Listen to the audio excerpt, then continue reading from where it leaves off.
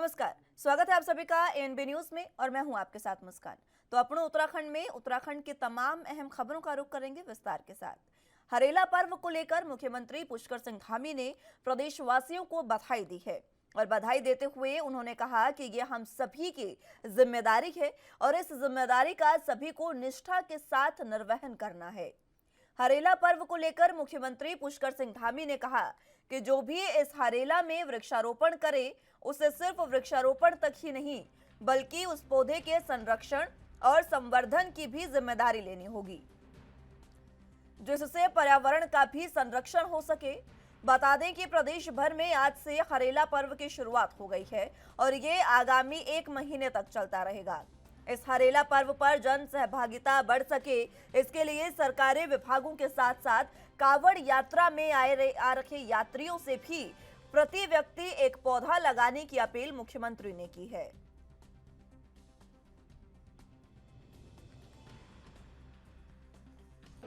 पौधारोपण का काम कर रहे हैं, वहीं हम लोगों ने प्रकृति संरक्षण के लिए, नदियों के पुनर्जीवन के लिए, जल संरक्षण के लिए भी पूरे माह ये अभियान चलेगा।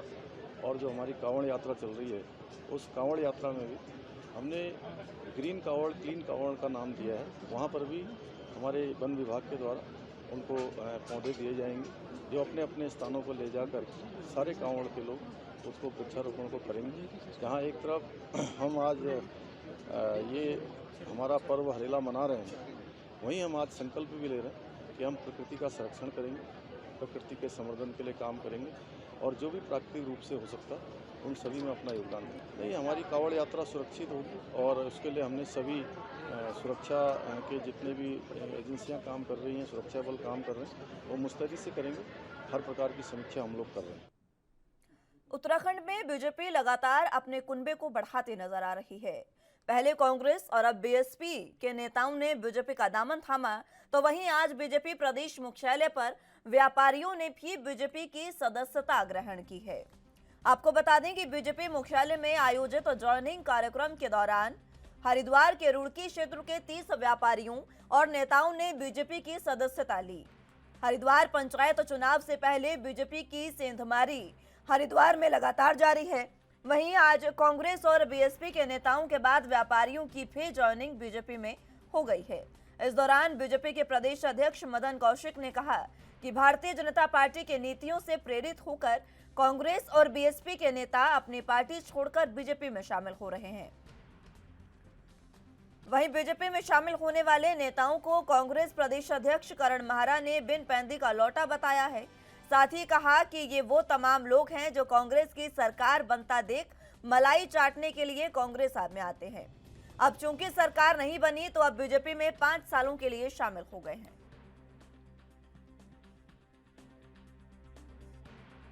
जो विभिन्न पार्टियों में विभिन्न दायित्वों पर रहकर और समाज के बीच में बड़ी प्रतिष्ठा अर्जित करते हुए और आगे काम कर रहे हैं। आज बढ़िया प्रसन्नता है कि आपने नरेंद्र मोदी जी की नीतियों पर, नरेंद्र मोदी जी के उस कार्य से प्रभावित होकर आप सब लोग भारतीय जनता पार्टी, और भारतीय जनता पार्टी एक ऐसी पार्टी है जो दुनिया की सबसे बड़ी पार्टी। आज राजनीतिक क्षेत्र में काम करने हुए जब हम पार्टी की चर्चा करते थे, पहले चीन की कम्युनिस्ट पार्टी की चर्चा होती थी जिसके सदस्य लगभग 6-7 करोड़ है, लेकिन आज जब बीजेपी की चर्चा होती है 17 करोड़ 18 करोड़ मेंबर जिस पार्टी के हों, आज सौभाग्य है कि आप उस पार्टी से सारे जुड़े हैं। मैं आप सबका हार्दिक स्वागत करता हूं, अभिनंदन करता हूं। और 2 चीजें के साथ, एक तो ये कि आप पूरी पार्टी की निष्ठा के साथ, रीति के साथ, नीति के साथ, सिद्धांत के साथ जुड़कर पार्टी को जहां भी होंगे वहां मजबूत करेंगे। दूसरा है कि पार्टी के अध्यक्ष होने के नाते ये आपको आश्वस्त करना चाहता हूं, आप एक बड़े परिवार से जुड़े और बड़े परिवार से जुड़ने के बाद आदमी को लगता है कि अब हम जब बड़े परिवार से जुड़े हैं तो हमारी मजबूत छत्र छाया में हम पहुंच गए हैं। तो ये आश्वस्त मैं करना चाहता हूं, पार्टी पूरी ताकत के साथ आपके हितों के साथ खड़ी रहेगी, आपकी रक्षा भी करेगी। आपको जहां कभी आवश्यकता पार्टी की होगी, पार्टी उस रूप में खड़ी रहेगी। पुनः आप सबको मेरी ओर से बहुत बहुत बधाई, बहुत बहुत स्वागत, बहुत बहुत धन्यवाद। कांग्रेस नहीं बिखर रही है। हाँ, एक गलती जरूर हमसे रही है कि जो बीजेपी से छटक के आए थे उनको हमने अपने पार्टी में लिया, और उस समय वो इसलिए आए थे कि उनको लग रहा था कांग्रेस की सरकार आएगी, मलाई खाने के लिए आए थे। और यहाँ जब वो चुनाव लड़े उनकी जमानत भी नहीं बची दोनों साथियों की, तो वो वापस अपने घर गए हैं क्योंकि और बेपैदी के लोटे हैं। कांग्रेस की सरकार आते हुए दिख रही थी तो कांग्रेस में आ गए, आज उनको लग रहा 5 साल तक हम क्या करेंगे तो फिर बीजेपी में चलेंगे, तो ऐसे के जाने का हमको अफसोस नहीं है। उत्तराखंड में कावड़ यात्रा शुरू हो गई है। कावड़ यात्रा में आने वाले तीर्थ श्रद्धालुओं को किसी प्रकार की कोई दिक्कत न हो, इसके लिए संबंधित अधिकारियों को निर्देशित किया गया था। तो वहीं यात्रा में 10,000 से ज्यादा पुलिस कर्मियों को भी तैनात किया गया है। हरिद्वार जिले के जिला अधिकारी और एसएसपी से यात्रा संबंधी सभी जानकारियां मुख्यमंत्री पुष्कर सिंह धामी ले रहे हैं। इस दौरान मुख्यमंत्री पुष्कर सिंह धामी ने कहा कि यात्रा 2 साल बाद हो रही है। कावड़ यात्रा को सफल बनाने के लिए सरकार ने सभी व्यवस्थाएं की हैं। उन्होंने कावड़ में आने वाले श्रद्धालुओं को शुभकामनाएं और बधाई भी दी। कांवड़ यात्रा इस बार बहुत अभूतपूर्व होने वाली है, उसको लेकर सरकार की तरफ से, प्रशासन की तरफ से सारी तैयारियां पूरी कर ली गई हैं।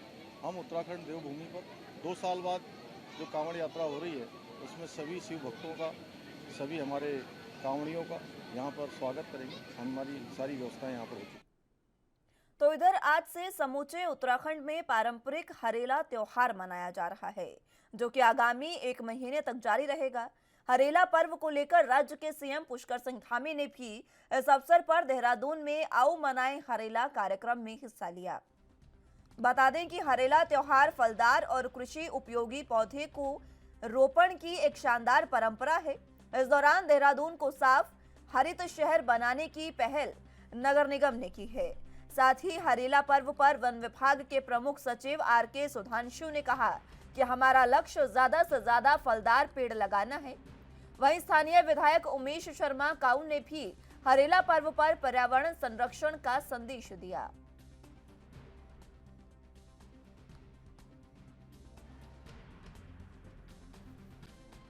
देखिए, जैसा मैंने कहा कि खास करके इस त्यौहार का इसलिए महत्ता है क्योंकि अगर देखें कि जहाँ पे ये एक स्थापित सत्य है कि जहाँ मॉइस्चर होती है, जंगलों में नमी होती है, नमी की एक सर्टेन परसेंटेज होता है, वहाँ जंगल फायर का जो जंगल की आग लगती है उसकी प्रतिशत कम होता है। तो ये हमारा ये है कि किस तरह से हम मॉइस्चर कंटेंट को मेंटेन करें, ये भी हरेला के तहत हम इस बार कार्रवाई कर रहे हैं। मैं चाहता हूं कि उत्तराखंड का हर निवासी, हर एक आदमी ऐसा हो जो पर्यावरण के एक सिपाही के तौर पे काम करे और तभी हमारी उत्तराखंड की खास करके जो हरियाली है, उत्तराखंड की जो खूबसूरती है वो उसको बहाल रखें। सबसे पहले तो आज हरेला की सावन मास शुरुआत की संक्रांति की मैं बहुत बहुत शुभकामनाएं पूरे दर्शकों को जो भी आपके चैनल पे देख रहे हैं उन सबको देना चाहूँगा। जैसे जल जीवन है वैसे ही वृक्ष भी हमें जीवन देता है। पर्यावरण को साफ रखने के लिए, अच्छी ऑक्सीजन के लिए हमें पेड़ बहुत आवश्यक है। मेरा यही संदेश है कि पेड़ लगाएं और उनको संरक्षण भी दें। जो पेड़ लगे उसकी देखभाल करें और आने वाले समय में जितने भी पेड़ लगें अगर वो संरक्षित रहेंगे, जैसे मंत्री जी कह रहे थे कि 70% हमारे लक्ष्य है कि वो पेड़ जीवित रहें, तो उनके लिए देखभाल करनी होगी और जिसने भी पेड़ लगाए उसकी जिम्मेवारी उसको संरक्षण देने की होगी। तो निश्चित रूप से हमारा जो ये प्राकृतिक सौंदर्य है वो और बढ़ेगा और हमारे वन और पेड़ आगे हमारे क्षेत्रों में फले फूलेंगे, फल भी लेंगे। फलदार पेड़ हैं, ये भी आने वाली पीढ़ी को उत्तराखंड के पूर्व मुख्यमंत्री हरीश रावत ने बीजेपी के कांग्रेस पर दिए बयान को लेकर कहा कि बीजेपी को अपनी चिंता करनी चाहिए, वो कांग्रेस की चिंता छोड़ दे। इस दौरान उन्होंने क्या कुछ कहा, सुनाते हैं आपको।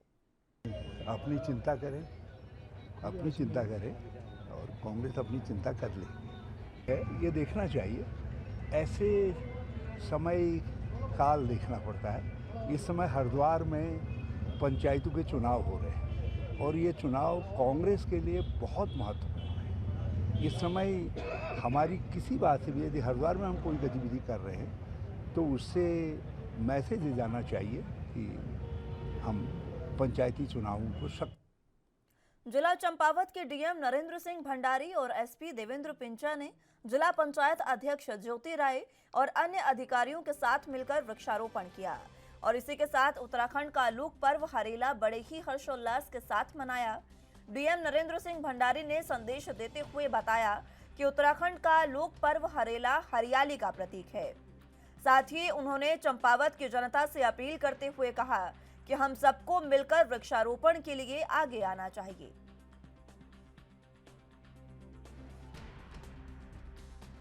आज हरेला के उपलक्ष्य में मैं जैसे यहाँ पे नरेगा और फॉरेस्ट विभाग द्वारा कन्वर्जन से ये कार्य किया गया है, तो ऐसे ही अगर अलग अलग जगह सब लोग जो व्यापारी हैं या जो और संपन्न लोग हैं तो वो हमको सपोर्ट कर सकते हैं। हमारे वन पंचायत में हम ये इको पार्क ट्राई कर रहे हैं। जैसे यहाँ पे आप देख रहे हैं कि यहाँ पे हमने पूरा घेर बाट कर दिया है और उसके बाद इससे क्या होगा कि ये पौधे बचे रहेंगे और ये पेड़ों का रूप लेंगे और इनमें 100% ये इनकी मेंटेनेंस भी होगी। तो एक अच्छा मॉडल है। तो मैं चाहूँगा कि जनपद में जो सभी लोग हैं जो इस कार्य में हेल्प करने के इच्छुक हैं वो सामने आए और हमसे इधर उत्तराखंड के देहरादून में हरेला पर्व पर जोर शोर के साथ मनाया गया। इसी कड़ी में हरेला पर्व पर वृक्षारोपण का कार्यक्रम भी किया गया, जिसमें सीएम धामी ने भी भाग लिया। साथ ही वन मंत्री सुबोध उनियाल भी शामिल हुए और वन मंत्री सुबोध उनियाल ने कहा कि पर्यावरण के संरक्षण और संवर्धन को प्रोत्साहित करने वाले इस पर्व पर पेड़ लगाना चाहिए और अपने पूर्वजों की धरोहर को समृद्ध बनाएं।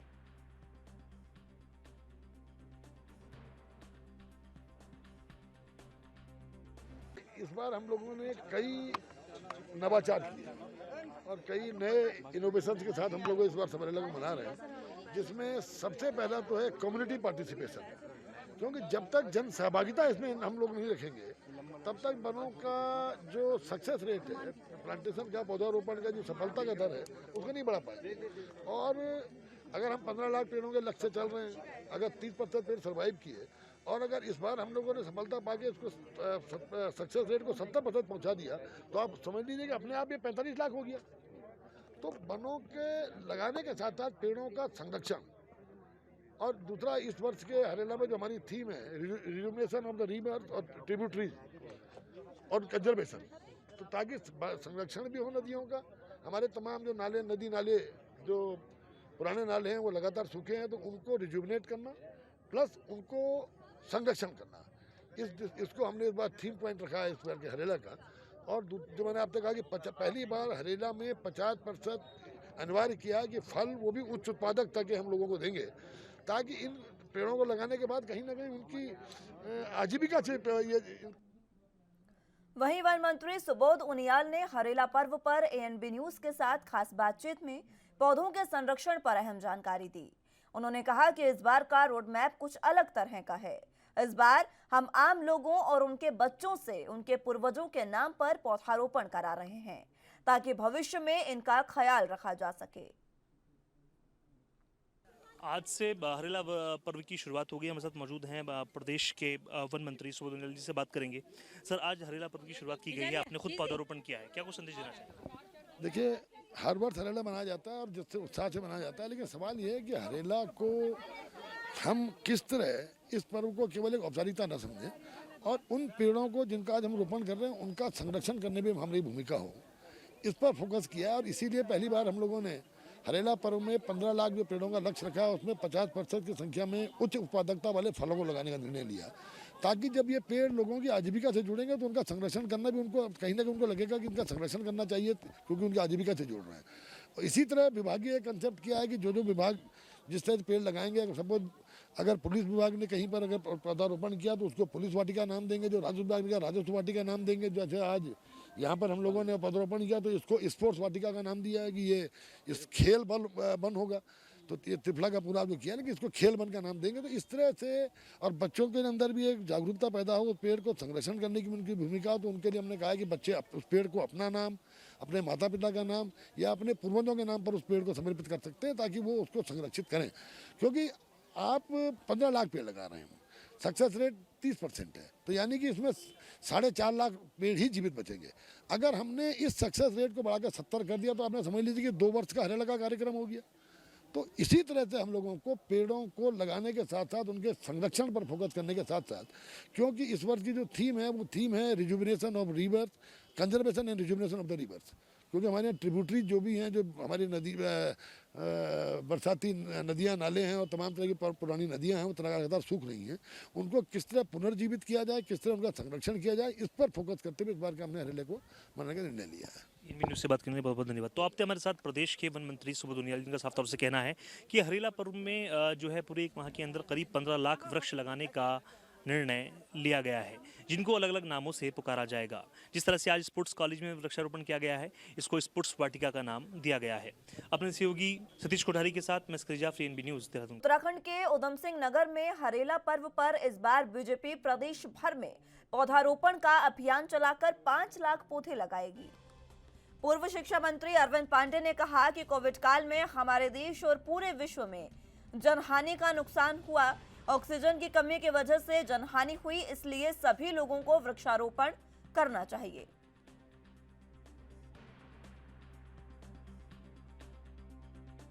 सबसे पहले आप लोगों के माध्यम से जो मुझे सुनना है, सभी क्षेत्रवासियों को, उत्तराखंड वासियों को, देशवासियों को मैं हरेला के लोक पर्व हरेला के त्यौहार की बहुत बहुत सबको शुभकामना देता हूँ, बधाई देता हूँ और भगवान से प्रार्थना करता हूँ कि जैसे प्रकृति स्वस्थ होती है, हरी भरी होती है, ऐसे ही प्रत्येक व्यक्ति का जीवन खुशहाल हो, मैं शुभकामना देता हूँ। आज हरेला का त्यौहार है और हम सब लोग जानते हैं कि अवस्थापनाओं के निर्माण के लिए कितनी जगह पेड़ों की कटान होती है। अवस्थापनाएं भी जीवन में बहुत आवश्यक होती हैं, क्योंकि उनके बिना चल पाना बहुत मुश्किल है। लेकिन जो संस्था हो या कोई भी क्षेत्र हो, चाहे व्यक्ति हो, जितने वृक्षों का कटान होता है, समाज की जिम्मेदारी बनती है कि उतने ही नए पौधों का वृक्षारोपण होना चाहिए। पर्व पर मैं पूरे दिनेशपुर वासी एवं क्षेत्रवासी सभी को मैं बहुत बहुत बधाई देना चाहता हूं कि इस हरेला पर्वत पर सभी पेड़ लगाएं और अच्छे से उनका सुरक्षित करें। और सभी को मैं यही कहूँगी कि सब घर घर में भी पौधा लगाएं। और आज के दिन बहुत महत्वपूर्ण दिन है, जिसमें जो हमारे पर्वतीय क्षेत्रों के लोग ये बड़ी भारी मत से ये त्यौहार मनाते हैं और इस त्यौहार में यही काम करते हैं कि हरेला पर्वत पर सभी को बहुत बहुत बधाई एवं धन्यवाद करती हूँ। बुलेटिन में फिलहाल वक्त एक छोटे से ब्रेक का है, फौरन हाजिर होंगे।